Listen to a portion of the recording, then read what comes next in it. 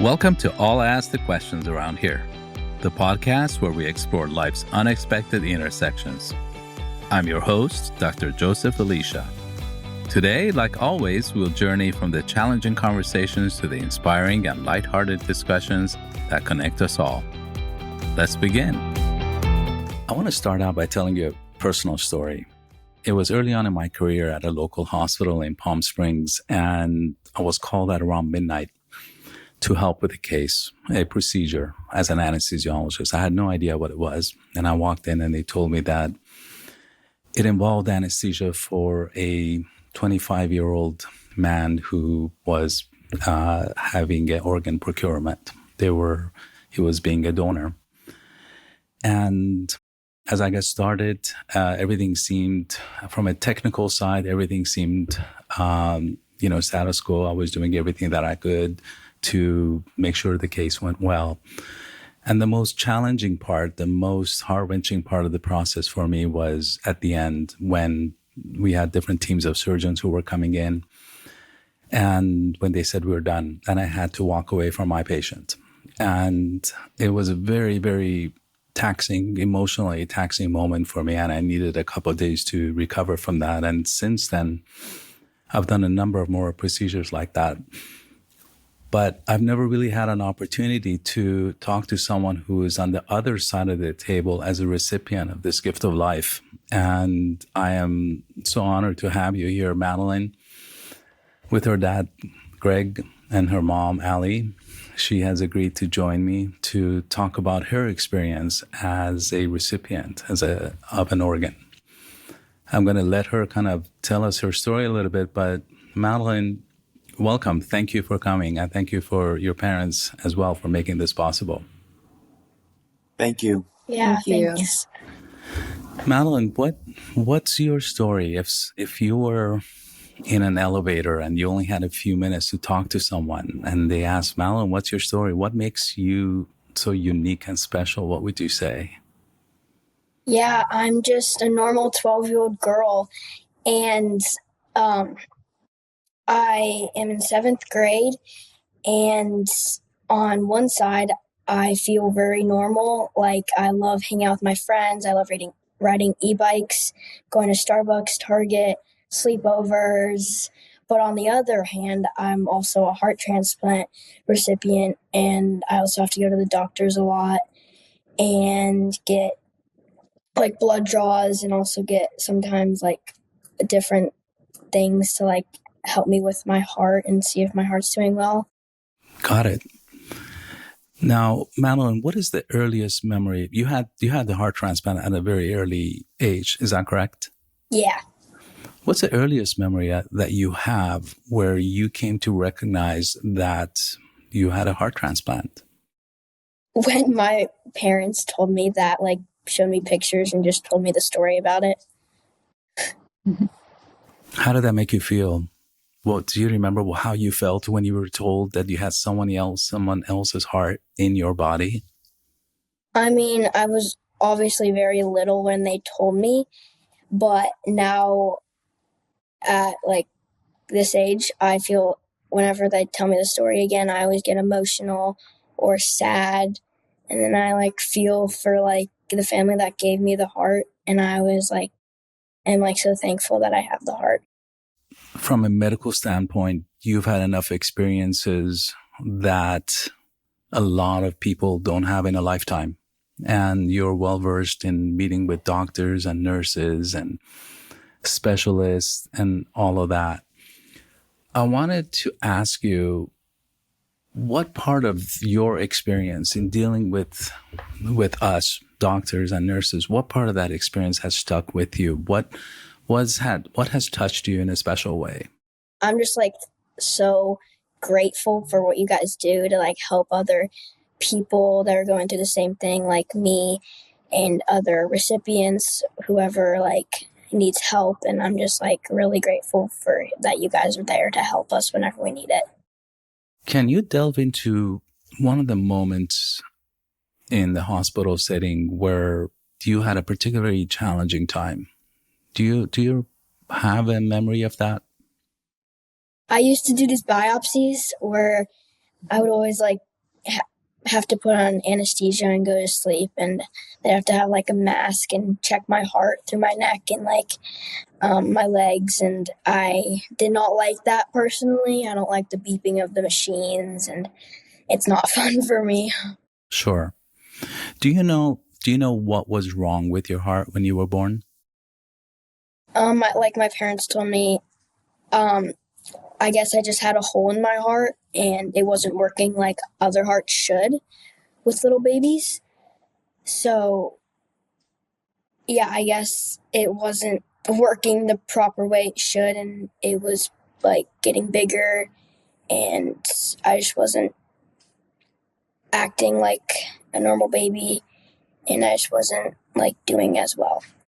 Your life has had a lot of twists and turns, and a lot of kids, when they look at pictures in their family albums, I don't know if people still have family albums or not, with all the digital pictures that we have. They're all on our phones. You do too? No, I said they're all on our phones. Yes, exactly. We have a record of all of these amazing, great memories that we have, and, birthday parties and all of that. And your story has had a lot of twists and turns, Madelyn. What has kept you grounded? What has kept you solidly both feet on the ground with all of this?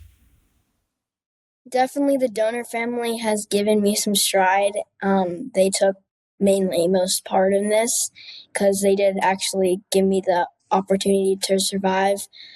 I also, for like the emotional state, I also get really sad when I look back. I start to cry and get some tears, and I'm just really thankful for the donor family. I'm also thankful for my parents that they've helped me and supported me and put in the time. And yeah. So as parents and as a parent of a child who was diagnosed with a chronic condition before the age of 5, my daughter has type 1 diabetes and she's done really well with it. I can appreciate the trials that you guys have had. And so I want to ask your mom, Allie, what have you taken away from this experience? And what has kept you sane, for lack of a better word?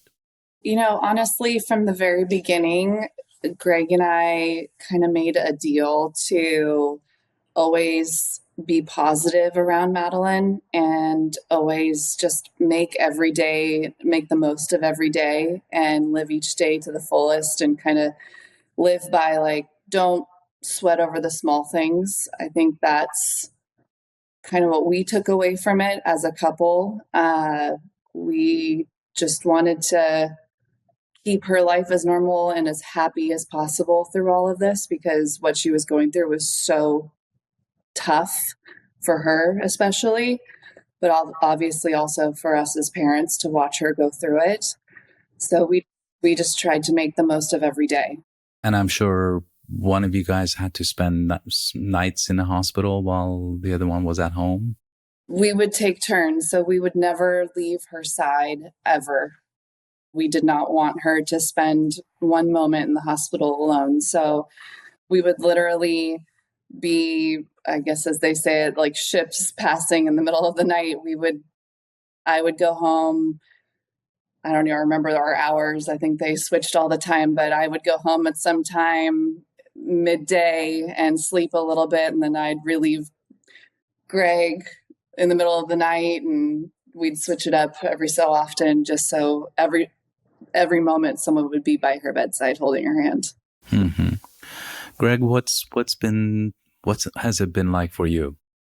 Well, I think it's kind of really a tale of two completely different stories. Those first 2 years of Maddie's life, as she was undergoing, 4 heart surgeries, the fourth one being her heart transplant, was the most difficult thing any of us have ever endured by far. and you question a lot. You wonder, why is this happening to us? But as Allie said, through that experience, we learned the power in strength, or I should say, strength in love and positivity. And one thing no matter who came to visit Madelyn, we said nobody's allowed to cry in the room, even though she was hooked up, on all the tubes and wires, and it was like a scene from a horror movie. But nobody, no one was ever allowed to cry. It was, if you entered the room, your positivity, you're smiling, you're laughing, and so we learned through that first couple years how to make the most of every situation. We also we coined a few phrases or adapted to a few key phrases that helped us get through. And one of them was, no matter what, it could always be worse. And no matter what we were going through, we just thought, it could always be worse. So let's accept what we have here and make the most of it. Mm-hmm. And then the last decade, I wouldn't change any of it for anything. Yes, there's been biopsies. Yes, there's been a battle with a rejection episode with Maddie's heart. But the journey and what it's done for our family, individually, collectively, it's been transformational. No pun intended, because Maddie's life was transformed, but in a lot of ways, our entire family's life was transformed. And the experiences we've gotten to, have as a family because of this journey. And it's also, lastly, it's just given us great passion and a tremendous why of, what we want to do for the rest of our lives. And that's, and be ambassadors for organ donation, transplantation, be on the front lines of, anything to have to do to help bring awareness to organ donation and this amazing, miraculous field of transplantation. Of course. And of course, you guys have gone through some incredibly trying experiences that, as I'm sure you're well aware, these kind of experiences can either break the bonds of the family or strengthen them. And thank God that it actually worked to strengthen the glue between you guys. Now, Madelyn, do you ever recall moments where you just wanted to rebel and you were just kind of sick and tired of all the testing and the doctor visits and just wanted to be a normal young lady? I mean, there's definitely two sides of it. One side is probably yes, because sometimes I wish I didn't have to go to the doctors as often. Sometimes I wish I didn't have to get needles put into me. And sometimes I wish that I didn't have to have biopsies. And on the other hand, no, because I think I've went through a great journey and I have a great story to give others hope and belief in if they have the same thing going through too. Madelyn, what would you describe as your superpower? Let's see.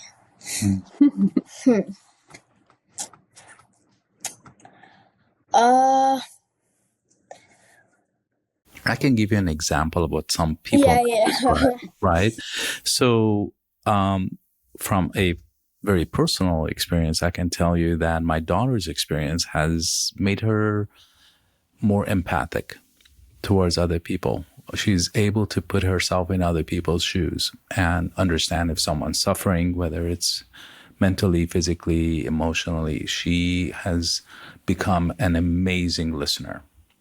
And in fact, she's pursuing a master's in becoming a clinical psychologist. So that's considered a superpower. Another superpower could be considered you've become incredibly mentally resilient, strong, fearless, brave. So I think I have two superpowers. Definitely brave, because I've been through all of that, and then the other one, I'm also an all-star golfer. I'm top in the world, so I believe that because of my heart, I think it brought me also another gift to be a really good golfer, and that's what I've accomplished. So I definitely think golf is one of my superpowers. Nice. How often do you golf? Like all the time. Pretty much every day. Yeah. Oh, that's great. That's amazing. Do you guys live on a golf course that allows that?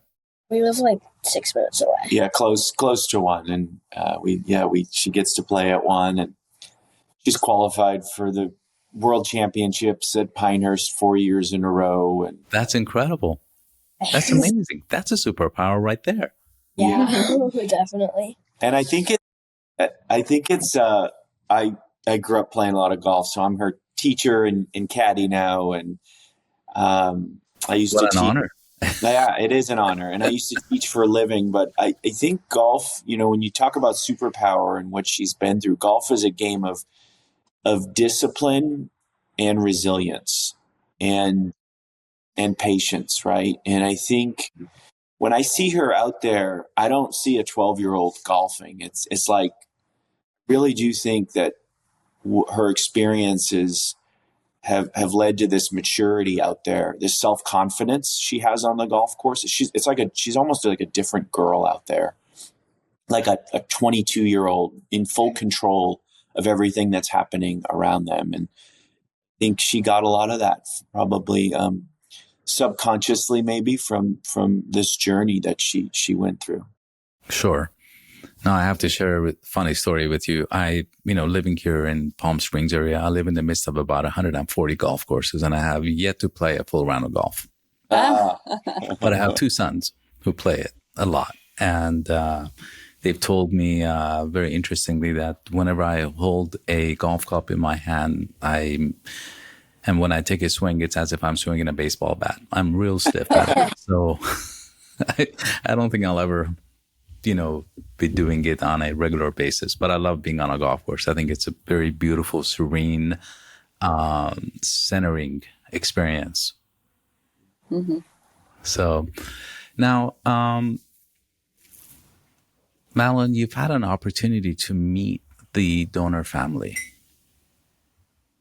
What was that experience like? It definitely brought us to tears, and it was very emotional, heartwarming. It was very very special.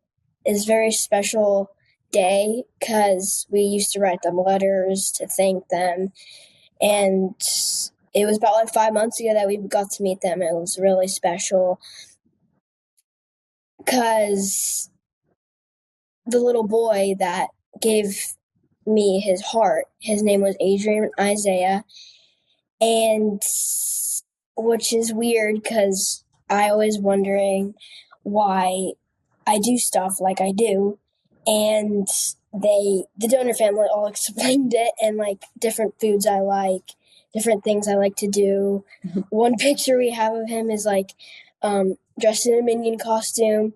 I used to love Minions, and he had the same jumpy chair as me when I was little.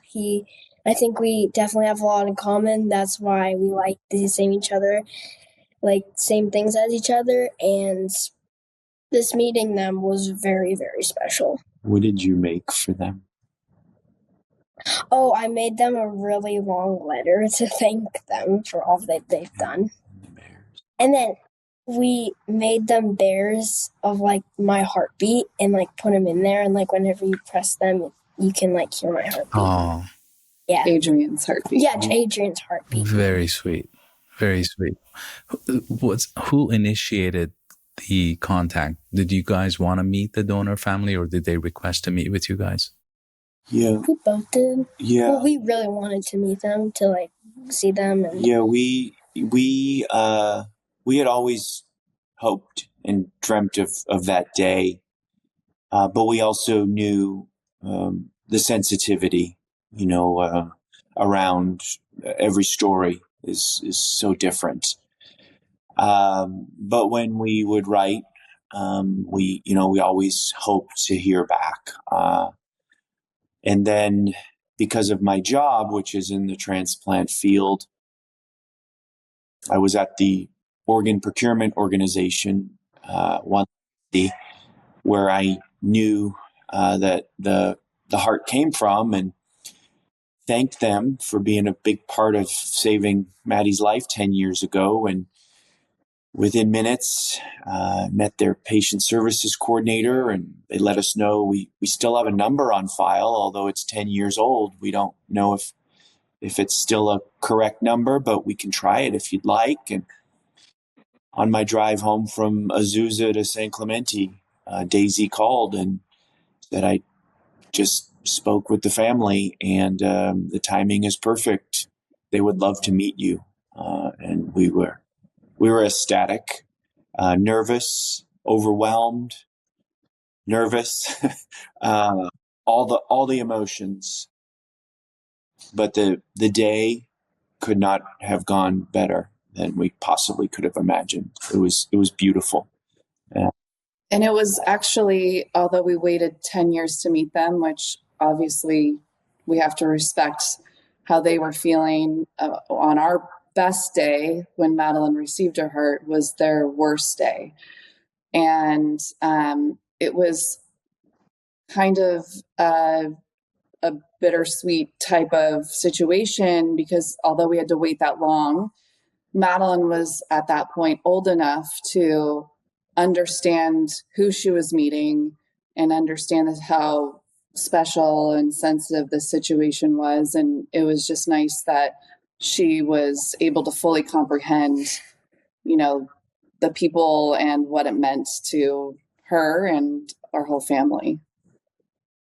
And in our travels, whether it's through my job or the transplant games, which we've been to, we learned some very insightful tips, if you will, from other donor families about when writing, or if you ever do get to meet. And the most powerful advice we received was, make sure that it's always about what you are all doing, because we feel like we do a lot, what we are doing to show that family that we're doing everything we can to protect this gift. We want this gift to last as long as possible. So that's an incredible insight. You've been given this gift. It's almost it heightens the level of accountability that you've got. You have this precious gift that now you're in charge of, that you have to take the best care of. To make Adrian's legacy live on. Mm-hmm. And that's one of the things that not only Greg and I promised, but Madelyn promised the family, is that we would do everything in our power, whether it comes down to diet and exercise or, whatever it is, to help keep that heart healthy and have their son's legacy live on through her. Madelyn, how did you feel when you met with the family? What was your reaction? I definitely cried a little bit. They did too. Again, it was very special. It was definitely a once in a lifetime moment that we got to meet them, and yeah. Yeah, I get it. Now this is a tough question. Do you ever feel like the heart speaks to you? Definitely, yeah. Tell me more. Maybe liking the same foods or something, or maybe that's a tough one too. Take your time. Yeah, definitely also being brave in some way. Does that make sense? But because the heart's definitely been through stuff too, and so have I. And what else? How does it speak to you? Does it get you through tough situations? Oh yeah, whenever I'm in tough situations, I'll always think back on Adrian and always think back on what we've been through and how special it is to me. So I always keep that in mind too. I have an interesting question. When you're a grown up and kids ask you about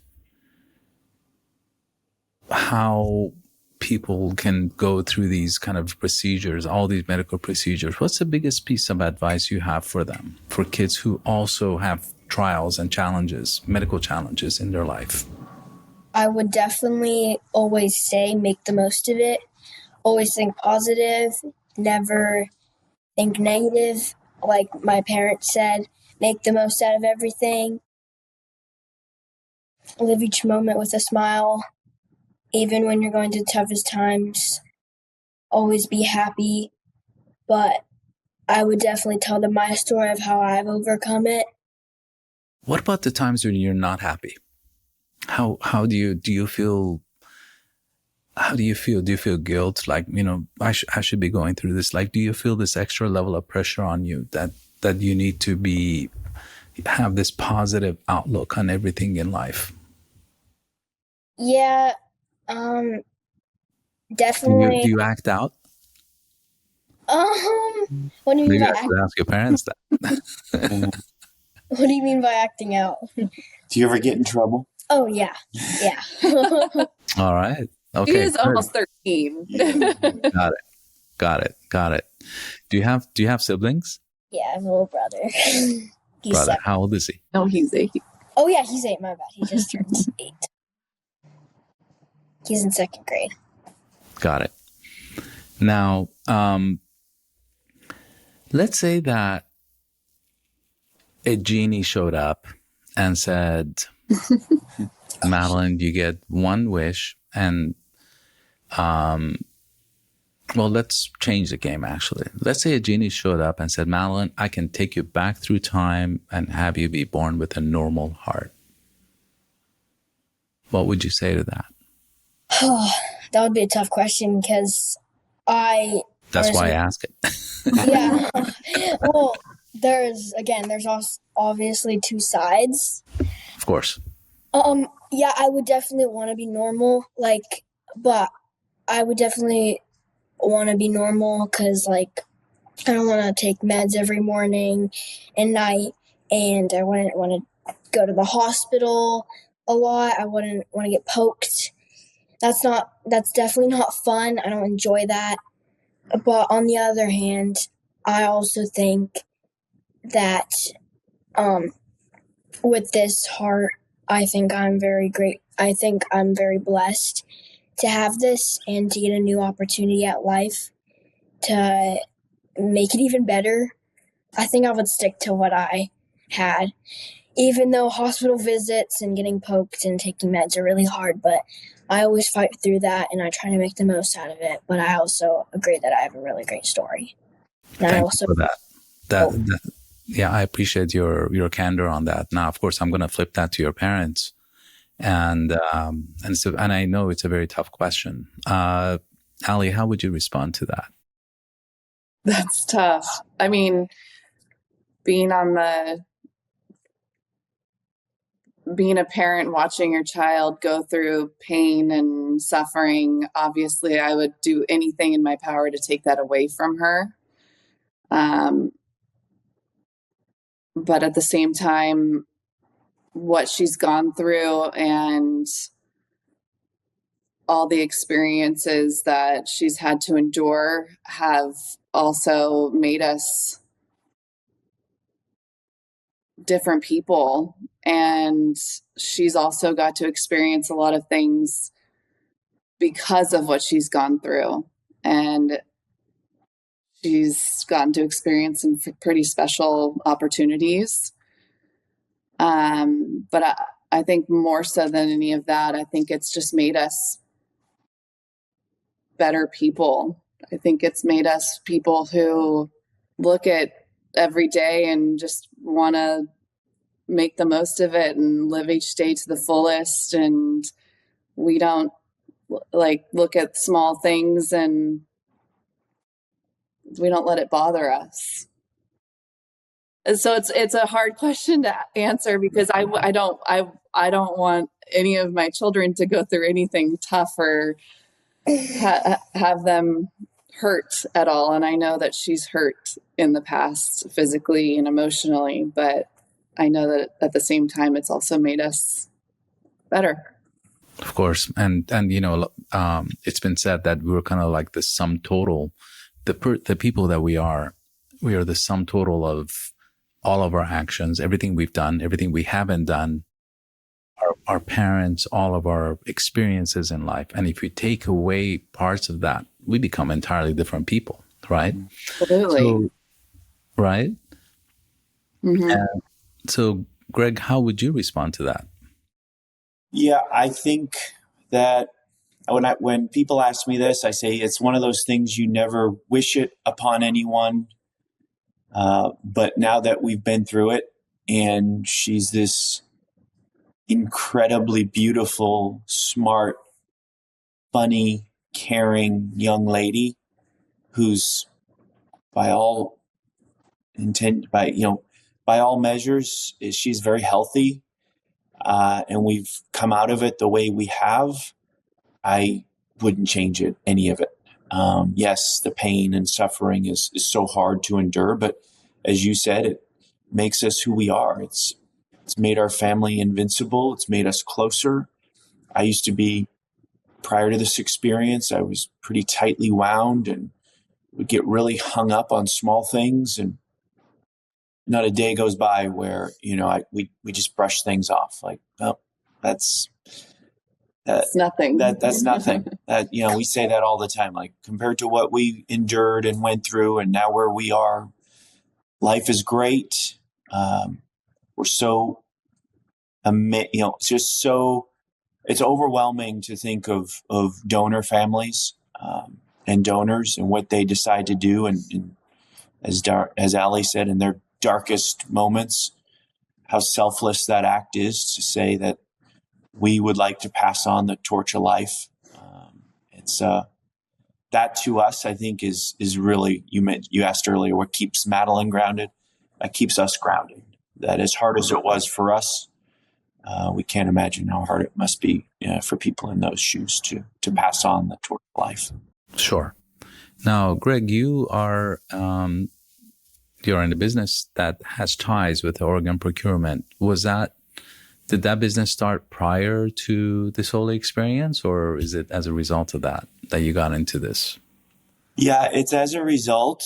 I've been in the medical field for about 15 years. So when she was born, I was with coincidentally, I was with a heart diagnostics company, not related to transplant. And then when she was about 2 years post-transplant, she was doing so very well, but she kept having to have these biopsies, which there were some complications in one of the biopsies, and we got upset a little bit. And one of the nurses at our center mentioned they were doing some collaboration with a company down the road that had a very promising non-invasive biomarker they were about to launch, which could really disrupt the biopsy scene. And the hopes were someday a blood test could replace these protocol biopsies. And long story short, she put me in touch. She knew I was a commercial leader at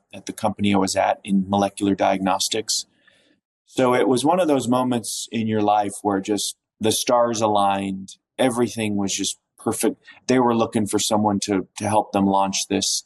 The company is CareDx. The name of the test is AlloSure, which is now, widely available. And it has replaced standard protocol biopsies. Madelyn's only had to get 1 or 2 biopsies maybe now in the last 8 years. 7 or 8 years. What an incredible set of coincidences. I mean, that's amazing. I love that stuff.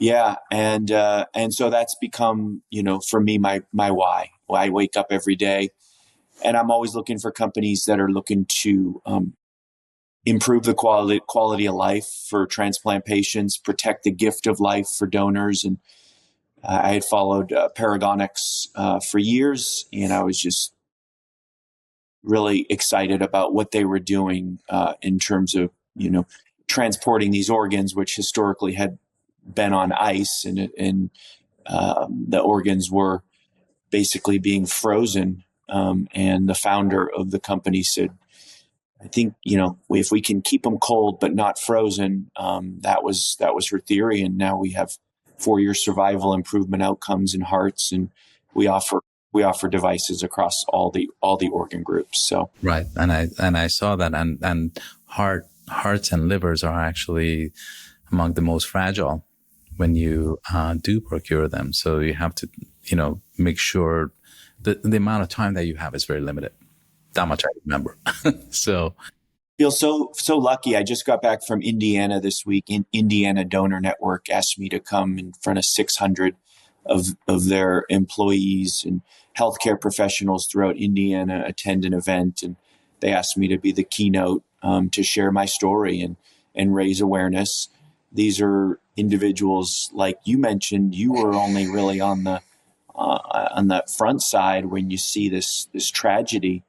And for these people to hear what has become of Madelyn and the tens of thousands of Madelyns out there, so important to get the word out. And we love doing it as a family. Beautiful. Now, a lot of us, it's well known that when we form a memory, that memory is susceptible to being forgotten. But if it attaches an emotion to it, joy, fear, elation, that memory becomes solidified and is a lot more concrete, and it's hard to get rid of. Do you guys remember the moment when you heard that a heart had become available? Like yesterday. Like it was yesterday. Okay. Who wants to talk about it first? We had just put Madelyn to bed maybe an hour prior to that. And we were home. We had sold our house in the East Bay and moved over to San Carlos, which was fortunately about 15 miles from Stanford, which is where she was listed. And that was the edge of their radius of where we were allowed to live and eat at home. She was not doing well. She was on a feeding tube. That was the only way she would actually get nutrients in her body. So I remember we put her to bed. We set up the feeding tube and said goodnight to her. We went downstairs, and at that point in time, Greg and I we were just like, you know what? Let's just do things that make us happy. So I think we had bowls of ice cream in front of us, and we were just trying to make the most, like we've said all along, trying to make the most of every situation. And Greg got a blocked phone call on his phone, and he actually looked at me and said, I'm not going to get it. And said, it's probably just like a spam call or something. And I go, I think you should get it. And we're kind of on call. And he goes, okay, I'll get it. And he answered it. And then his eyes got huge and he put it on speaker. And the doctor on the other end basically said, we have a heart for Madelyn, and you guys need to get down here in 20 minutes. I just remember I buried my head and started bawling. And then we just immediately started running around, gathering things and getting her and put her in the car and told her she had a surprise at the hospital. Greg? I mean, that's a perfect description. I remember waking Madelyn up and telling her, we actually have a little video of it. We said, the doctors just called and they have a present for you at the hospital. Do you want to go get it? And she had her pacifier in and she nodded and said, yeah. And as Ali said, at that point, her ejection fraction was below 10%. Her NT-proBNP was off the charts, over 30,000. Like 30,000, yeah. She was in complete heart failure. That would have been putting in a VAD, a ventricular assist device, right, to keep her alive while we waited for the call. So I'll never yet. Dr. Hollander pulled us aside. He said, you never want to talk about a perfect day you get the call, but you guys were pretty close. You got that call almost on that perfect day, because you don't want to do it too early, and but you don't want to do it too late. And so that was on March 4th of 2015 is when we got the call at about 9:30. About 9:30 p.m. We raced in. Ironically, coincidentally, we met lifelong friends in the room that were next to us that were going through some similar things with their son, and we've stayed in touch with over the years. And they took Madelyn away at 2:30 or so in the morning, and I'll never forget the first time we got to see her. We couldn't believe it was her, because the girl that was laying there, yes, there was tubes and everything hooked up and all the machines, but now she was pink. She was pink. Her cheeks were full of blood and color. We touched her. She was warm for the first time. It was like a light switch. It was incredible. And yeah, I'm moving forward in the story, but I'll never forget when she started waking up and able to socialize with us a little bit. And the first thing that she wanted, which had never been the case in the 22 months prior to that, because she was just too weak to do it, but she wanted to eat. And we actually had to hide food from her in the room because she just wanted to keep eating. And she would just see food and she would just want to eat. It was like she was making up for lost time. She was very hungry. And they told us in the hospital, because we were there for about 16 days post-transplant, just while she recovered and everything. And they told us typically, or most cases, children go home with the feeding tubes they came in with because they never learned how to eat. It takes them a while to be able to learn how to eat appropriately to get enough nutrients in order to fuel their body. But they looked at her and they looked at the amount of food that she wanted to eat, and she was trying, and they ripped the feeding tube right out. That's great. Now, Madelyn, I've been saving some tough questions for you. You thought the questions were going to get easier, didn't you? Yeah. So, I want to talk about fears a little bit. I personally have a fear of deep waters. I don't do well in deep waters. In fact, it was my wife who taught me how to swim in a pool for the first time at the age of 28, because I didn't grow up swimming. So if you throw me in a lake, I would probably just sink right down to the bottom. So I have a fear of deep waters. What do you fear? Just in general? You can be as general as you want, or you can be as specific as you want. I'll do a lot. Okay, so I also agree with you for deep waters. I don't like be stranded in the ocean. I wouldn't do well. Yeah. But I also don't like spiders. I don't like tiny insects. I'm right there with you. Sometimes I don't like really tall heights. And then specific ones for my transplant journey, I don't like the masks that put me to sleep. Don't like the anesthesia after I wake up because I just throw up all over the place. And don't the mask have a scent?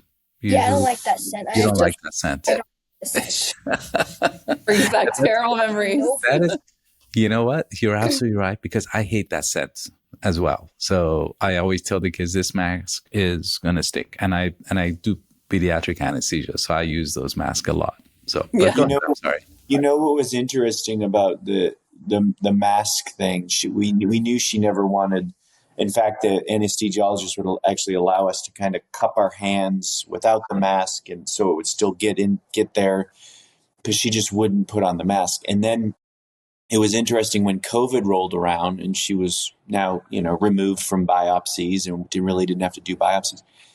She would refuse the mask. And after a while, we kind of put two and two together, and that this fear of hers that probably she didn't remember too much of, but this covering of her face or her mouth. Yeah. She just, to this day, she doesn't do well with it. So, Would you say you're claustrophobic? Do you not like small spaces? No, I don't like small spaces. I'm also, Just going to go over all the fears. wait, what's it called when I'm afraid of heights? Arachnophobia. I'm arachnophobia. I have arachnophobia. Yep. Same. I also, when it always brings back memories when like I smell hand sanitizer. I always like, and then alcohol wipes. It always brings back memories, which I don't like. To the hospital. Yeah, I hate beeping noises. And And then I also sometimes I don't like the sight of blood. Whenever like I bleed, and I just don't like. I always get worried. Great answers. Do you have any fears in relation to your heart? Like, Future. oh yeah, I'm afraid that I'll have to get more biopsies, and I'm afraid of if I'll get another heart transplant or a different transplant, like a lung, kidney, liver. I'm afraid I'll have to get any more transplants. I'm afraid if they're going to do a major procedure later on.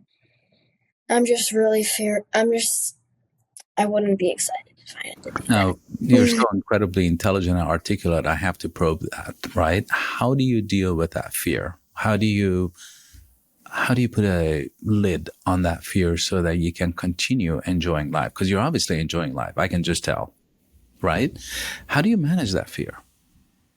The one I just told you about? Oh, I mean, if that ever happened, let's hope it's not. I would, I would always just try to make the most of it. I would, But how do you live every day, like, having that fear?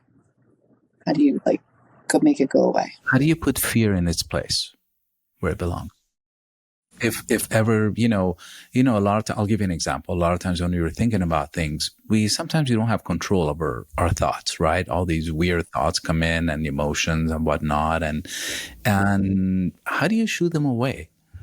What do you think about when you have these thoughts that you don't particularly care for, that are not necessarily positive? yeah. I talk back to it. I also tell my parents. Okay. Yeah. That's amazing, because a lot of girls at your age don't have those kind of candid conversations with their parents. And so that's a testament to the strength of your relationship with your parents.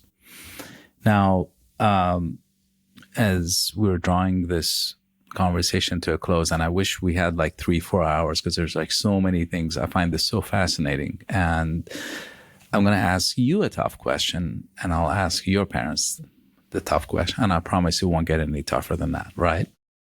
Let's say you just came across, you and I just met, and I told you, you know what, Madelyn, I really don't care about this idea of donating my organs if something happens to me. And, I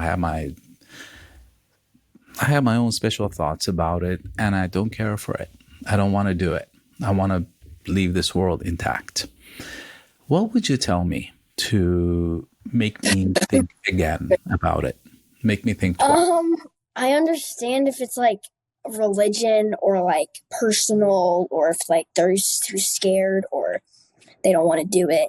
But if I was in their shoes, I would definitely do it, because I believe organ donation is the most important thing for health and surviving.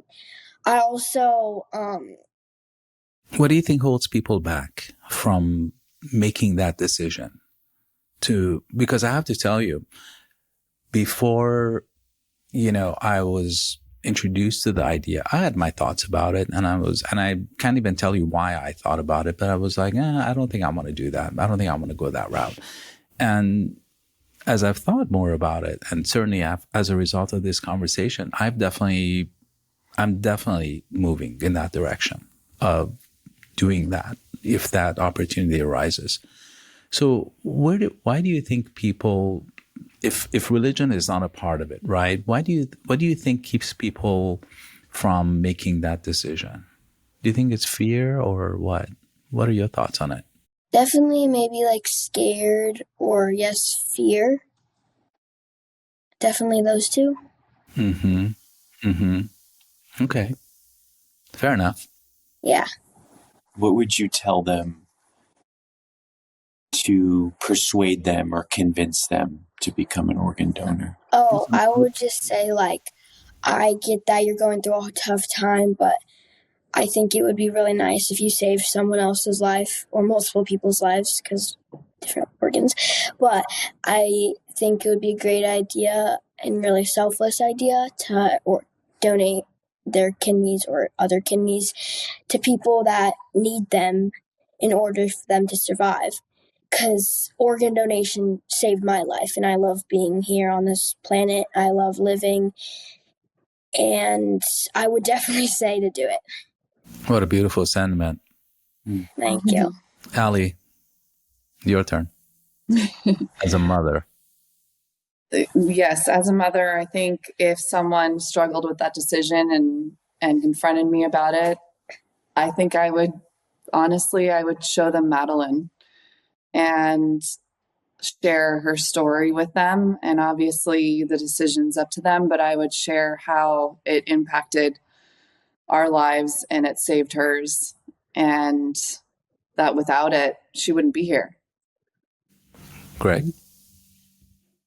This is one that I try to influence quite a bit, actually. And there's a saying, YOLO, or you only live once, or you only get one chance. I disagree. I think we have many more chances because, yeah, we live once, but we can pass on life. Each of us can pass on life to 8 different people beyond if you talk about skin and tissue and other things. And I think what else is the purpose for us to be here? To make the most while we're here. But then how much better does it get than to pass on your legacy to others like Adrian did for Madelyn? Because she wouldn't be sitting here right now if it weren't for Adrian's family, who made that incredibly difficult, but to us, a heroic decision at a what must have been an unimaginable time for them. This conversation has been absolutely enlightening. I've learned so much from the three of you, and definitely a lot from you, Madelyn.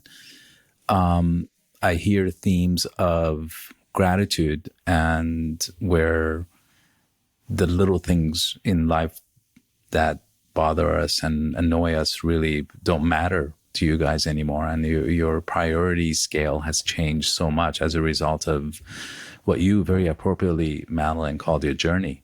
One last question is, how much has faith played a part in this journey for the three of you? Are you anchored by any particular faith? And what was that higher power that you reached out to? Yeah, I think, faith is a lot of different things to a lot of different people.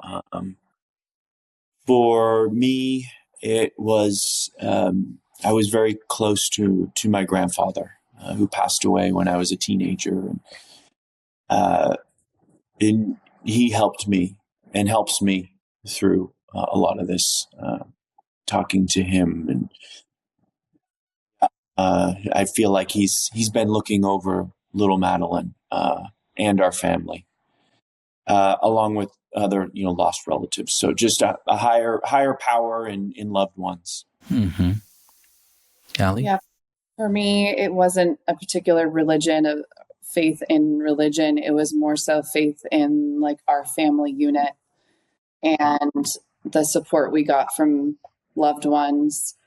And obviously the faith we had in the medical system and the doctors who saved Madelyn. And at the time, obviously we didn't know the donor family, but now we do. And having that as something to think about and fall back on as well.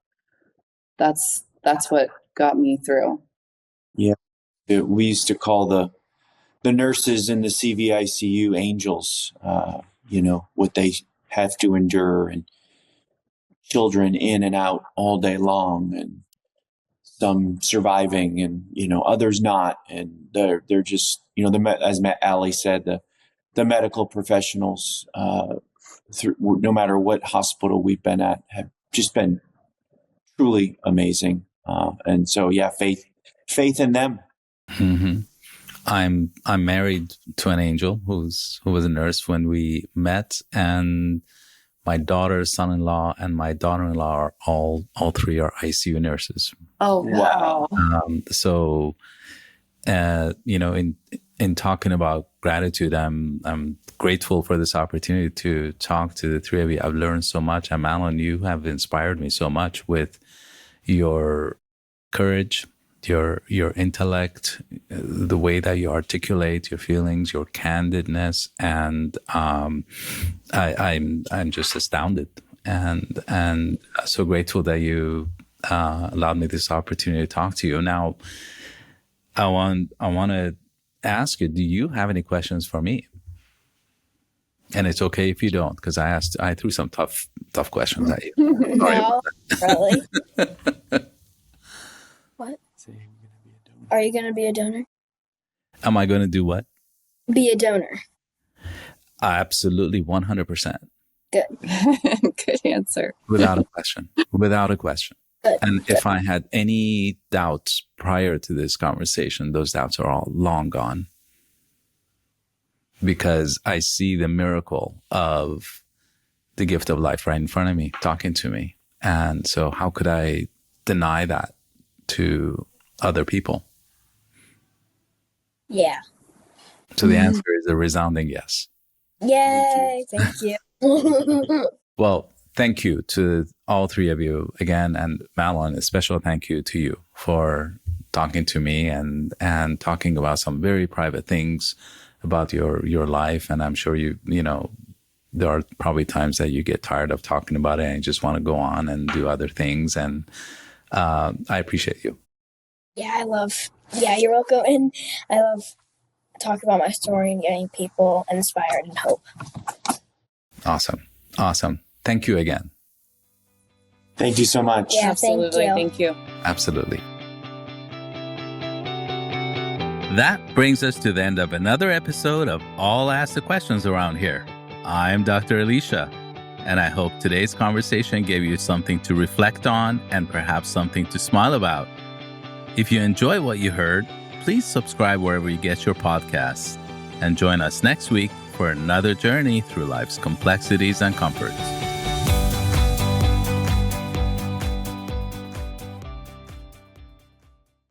This episode would not have been possible without the help of the entire team at One Legacy, Southern California's largest organ procurement organization. In particular, a very special thank you goes out to Kevin Gomez and Sarah Fahey for helping facilitate this meeting, and of course the Quinn family for inviting me on this journey. Thank you.